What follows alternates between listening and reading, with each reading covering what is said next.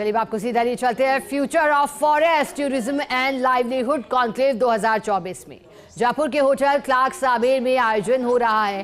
राजस्थान की तेजी से बढ़ते टूरिज्म क्षेत्र को लेकर चर्चा। उप मुख्यमंत्री रिया कुमारी कार्यक्रम की मुख्य अतिथि, वन एवं पर्यावरण विभाग की ACS अपर्णा अरोड़ा।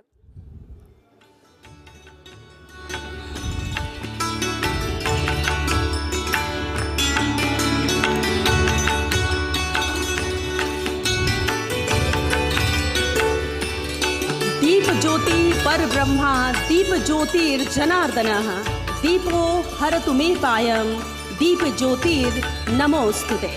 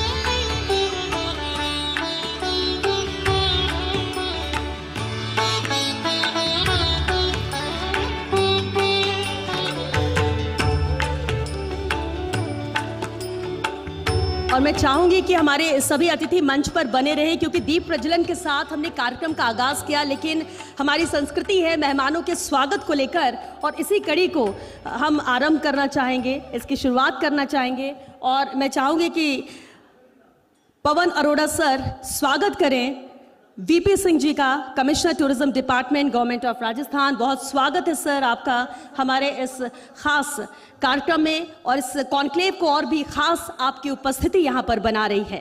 मैं चाहूँगी पवन जी स्वागत करें सुषमा अरोड़ा जी का, managing director RTDC government of Rajasthan.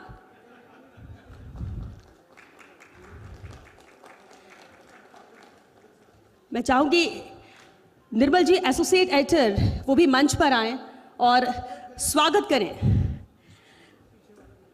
CEO and managing editor first India Pawan Arora sir का। इस स्वागत की कड़ी को आगे बढ़ाते हैं, क्योंकि राकेश शर्मा जी का भी स्वागत मैं चाहूंगी आप करें निर्मल जी, सभी मेहमानों का, क्योंकि बेहद खास है और हमारे ये मेहमान ही हैं जो इस कार्यक्रम को, इस कॉन्क्लेव को और भी खास अपनी उपस्थिति से बना रहे हैं। श्री तरुण बंसल जी का भी स्वागत बुके भेंट कर करें निर्मल जी।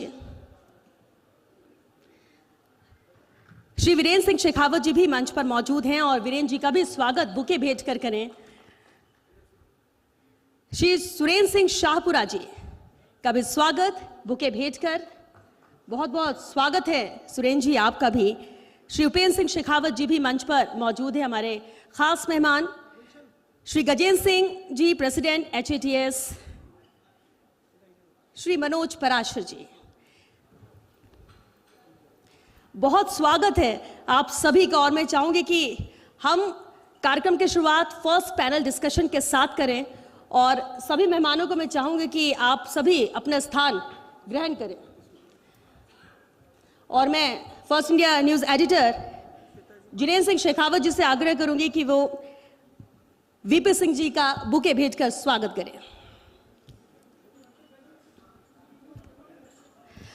और देखिए, जैसा कि हमने कहा कि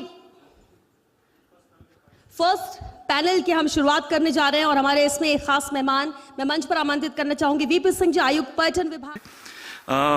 टॉडगढ़, जिन्होंने एनल्स एंड एंटिक्विटीज लिखी और एक टॉडगढ़ उनकी याद में बस गया। तो राजस्थान की ये धरती हमेशा से ही फॉरेन टूरिस्ट को और ट्रैवलर्स को अट्रैक्ट करती रही है। मेरा पहला सवाल VP सिंह साहब आपसे है। कोविड अब इतिहास की बात है। 2023 में 1.79 मिलियन फॉरेन टूरिस्ट, विदेशी पर्यटक राजस्थान आए। ये अभी भी 2019 से फिगर थोड़ी कम है। डिपार्टमेंट ऑफ टूरिज्म राजस्थान किस प्रकार से प्रमोट करना चाहते हैं जिससे इंक्रीजिंग नंबर्स में फॉरेन टूरिस्ट वापस हमारे प्रदेश में आए? सिंह साहब। सबसे पहले तो मैं धन्यवाद देना चाहूँगा कि आज मुझे एज ए पैनलिस्ट आप लोगों ने सेलेक्ट किया और मुझे बोलने का अवसर मिल रहा है। जैसा कि हम सभी जानते हैं कि राजस्थान अपने रिच कल्चर के लिए न केवल भारत में बल्कि पूरे विश्व में ही बिल्कुल एकदम से शिखर पर है। और हमारे यहाँ जितने भी फॉरेन टूरिस्ट आते हैं वो ख़ास तौर पे हमारे कल्चर को देखने के लिए आते हैं। हमारे जो हिस्टोरिक मोन्यूमेंट्स हैं, फोर्ट्स हैं, पैलेसेस हैं, और इसके अलावा हमारा जो इंटेंजिबल कल्चर जो है, हमारी जो पहनावा है, यहाँ का जो खाना पीना है, हमारे जो बोली है, उस सब को देख करके वो काफ़ी आकर्षित होते रहे हमेशा से। कोविड का पीरियड एक ज़रूर ऐसा इस बीच में आया कि बिल्कुल ही, क्योंकि आवागमन ही बंद हो गया था तो सभी टूरिज़्म सेक्टर एकदम से ठप पड़ गया था। उसके बाद से जैसे ही कोविड का दौर ख़त्म हुआ है तो डोमेस्टिक टूरिज़्म में एक बूम की तरह से आना शुरू हुआ है और फॉरेन टूरिस्ट भी अब धीरे धीरे वापस अपनी उसी रंगत पे आ रहा है। जैसा आपने कहा कि अभी 2019 से पहले का जो फिगर था वो अभी तक हमने टच नहीं किया है, तो मेरा ये मानना है कि शायद इस वर्ष हम उस फिगर को क्रॉस कर जाने चाहिए। अगर सभी कुछ अच्छा रहा तो इस साल हम निश्चित रूप से उस फिगर को क्रॉस करेंगे। जैसा कि आप जानते हैं फॉरेन टूरिज़्म जो है वो बहुत से फैक्टर्स पे डिपेंड करता है। जो इंटरनेशनल जो आजकल थोड़ा बहुत चल रहा है कुछ कंट्रीज़ को लेकर के, जो तनावपूर्ण स्थिति आ जाती है, तो उससे भी हमारा जो टूरिज़्म है उसको सेटबैक लगता है। और इसको टूरिज़्म को, फॉरेन टूरिज़्म को बढ़ावा देने के लिए राज्य सरकार जो है, टूरिज़्म डिपार्टमेंट जो है, वो डिफरेंट कंट्रीज़ में, यूके में, जर्मनी में, स्पेन में, दुबई में, इन सभी यूरोपियन दूसरे कंट्रीज़ में भी फॉरेन जितने भी फेयर्स लगते हैं उन सब में हम पार्टिसिपेट करते रहते हैं। और राजस्थान टूरिज़्म की जो प्रेजेंस है उसको हम वहाँ पर प्रदर्शित करते हैं, जिससे कि ज़्यादा से ज़्यादा लोगों को हमारे बारे में जानकारी प्राप्त हो और लोग बाग राजस्थान को पहचानें और राजस्थान को विज़िट करें। इसके अलावा इस बार हमारी जो माननीय डिप्टी सीएम जो हमारी मंत्री भी हैं पर्यटन विभाग की, उन्होंने ये पहल की है और हम इस तरह का प्लान कर रहे हैं कि न केवल जो फॉरेन फेयर्स जो लगते हैं, ट्रेड फेयर्स लगते हैं, उनमें हम पार्टिसिपेट करें, बल्कि इसके अलावा भी हम अपनी रीच जो है वो दूसरे देशों तक भी पहुंचाएं, जिसके लिए हम आगामी दिनों में कुछ रोड शोज़ प्लान कर रहे हैं, जिनमें हम वहाँ की जो ट्रैवल एजेंसीज़ हैं, जो टूर ऑपरेटर्स हैं दूसरे कंट्रीज़ में, उनको हम उनसे जा कर के बातचीत करेंगे, रोड शो करेंगे और हमारा जितना व्यापक प्रचार प्रसार हो सकता है वो हम वहाँ तक पहुँचने का प्रयास करेंगे। इससे निश्चित रूप से जो कंट्रीज़ अभी तक जहाँ से टूरिस्ट कम आ रहा है या भारत में कम ट्रैवल कर रहे हैं, उन कंट्रीज़ में भी हमारी रीच होगी और वहाँ से भी फॉरेन टूरिस्ट जो है वो राजस्थान को विज़िट करेंगे। इसके अलावा राजस्थान टूरिज्म डेवलपमेंट कॉरपोरेशन का एक बहुत ही नायाब चीज़ है पैलेस ऑन व्हील, जिसके अंदर की हमने देखा है कि मोर देन 95% टूरिस्ट जो हैं वो फॉरेनर्स आते हैं। उसको भी एक नए कलेवर में जो है पुनः लॉन्च किया है आरटीडीसी ने पीपीपी पार्टनर के साथ में। और पिछले कोविड के बाद में पिछले साल पहली बार ट्रेन चली थी और इस बार उसका ये दूसरा वर्ष है कोविड के बाद में, तो वहाँ भी अब इस साल जो है वो टूरिस्ट की संख्या बढ़ रही है। और एक आपको यह मैं जानकारी भी देना चाहूँगा और इस बात की खुशी भी है कि हमारी जो पैलेस ऑन व्हील ट्रेन है राजस्थान की, इसको व्यूअर्स चॉइस अवार्ड में बेस्ट ट्रेन जो है वो डेजिग्नेट किया गया है विश्व की जितनी भी 10-12 ट्रेन्स हैं उसके अंदर। तो ये केवल इसलिए नहीं है कि वो ट्रेन बहुत खूबसूरत है, ट्रेन सभी जितनी भी ट्रेन है वो सभी खूबसूरत हैं, लग्जरी है उन सभी के अंदर।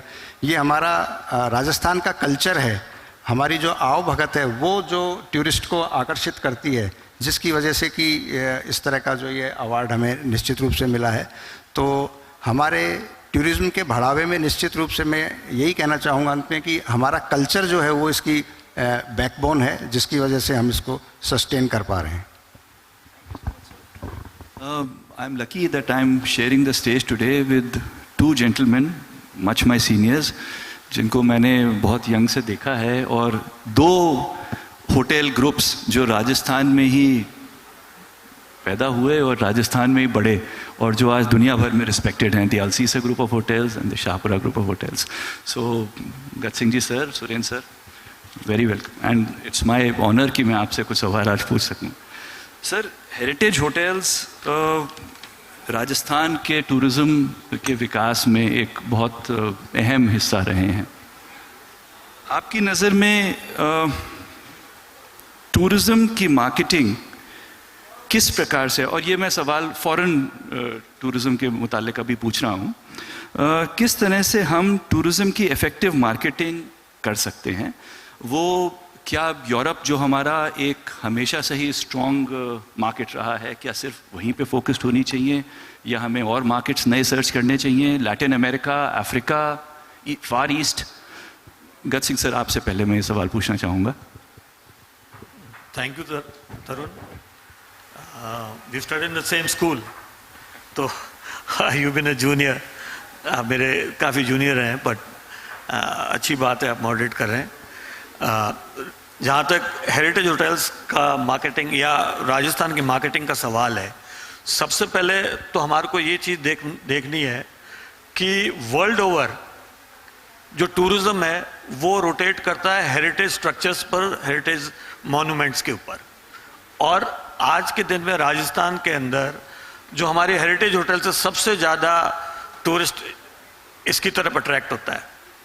तो जहाँ तक मार्केटिंग का सवाल है, जो स्पेसिफिक क्वेश्चन आपने किया, हम आज तक यूरोप के ऊपर कंसंट्रेट कर रहे थे, और आज इस समय जो यूरोप की पोजीशन है उसको देखते हुए हमें यूरोप को, ठीक है, नंबर ऑफ कीज इंक्रीज हुई हैं प्रदेश में,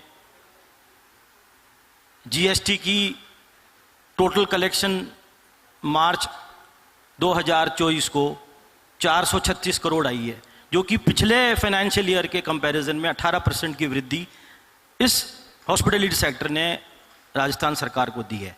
और मैं आपको ये और बताना चाहूँगा कि आने वाले वित्तीय वर्ष के अंदर कम से कम 15 से 20% की अधिक वृद्धि होने वाली है। तो टूरिज्म अपने आप में एक ऐसा उद्योग है जिसको कि पॉजिटिव लाइन से अगर हम देखा जाए तो राजस्थान के अंदर विशेष करके एक तो पलायन, जो आप बात कर रहे हैं उस पर मैं आऊँगा, पलायन, और पलायन के साथ साथ में आपको जो रोजगार है, ये इमीडिएटली अगर फर्स्ट पॉइंट अगर कोई प्रोवाइड कर सकता है तो ये पर्यटन उद्योग कर सकता है। अब आप बात कर रहे हैं वेडिंग की, अब आप बात कर रहे हैं कि इसमें स्टेक होल्डर क्या कर सकता है। स्टेक होल्डर को हिम्मत करके 2 टायर 3 टायर सिटीज़ के ऊपर अपना ध्यान करना पड़ेगा, उनको अपना इन्वेस्टमेंट 2 टायर 3 टायर सिटी के पास ले जाना पड़ेगा। Metro city, Jaipur metro city के बिल्कुल नज़दीक आ चुकी है, अगले वर्ष हो सकता है कि मेट्रो सिटी की घोषणा हो जाए, हम उस लेवल पर पहुंच गए हैं। तो this is the best time for the 2 tier 3 tier cities. Stakeholders should put their investment in 2 tier 3 tier cities. That will not only reduce migration, give employment also, and the load which you get in the metro cities when there is MICE, when there is wedding, and when there is your peak season in Jaipur, you will have number of keys, you will have inventories outside which are not far, which are